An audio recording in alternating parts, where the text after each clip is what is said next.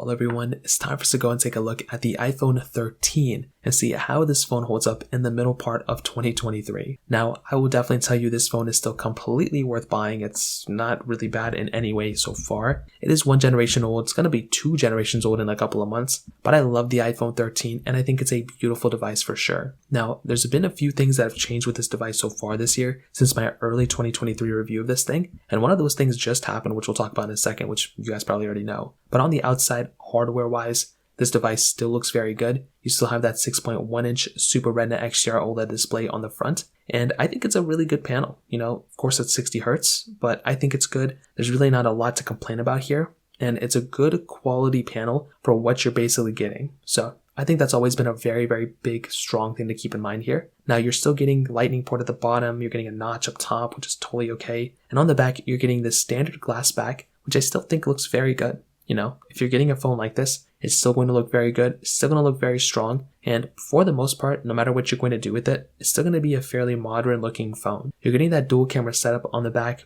IP certification, wireless charging, MagSafe capability, and a very, very good looking phone that I'm sure a lot of people would love to use. So personally for me, I think this is a very, very good looking phone from that specific standpoint alone. Now on top of that, with this specific device, you are getting with that camera 4K at 60 on the front and the back, and with that dual camera setup, it's still very good. You have the wide and ultra wide camera, and personally for me, I've always felt like this type of phone had a very solid lens. Even now, the jump from the iPhone 12 to the 13, I think was a bigger jump from the 13 to the 14. I feel like the 13-14 camera is very similar. The 12 and 13 is very, very different. And I feel like this was a big thing. I mean, this one also has cinematic mode. So this one is a very, very good camera there. I'll probably talk more about this camera in my later 2023 review once iOS 17 comes out and it gets better and whatever. But for the most part, this is a very good camera for sure. But this does bring us to the thing I just kind of mentioned, which is iOS 17. This device did end up getting iOS 17, which is actually pretty good. You know, I'm glad this thing, it's not surprising, this thing should have gotten it anyway. But what is very, very surprising to me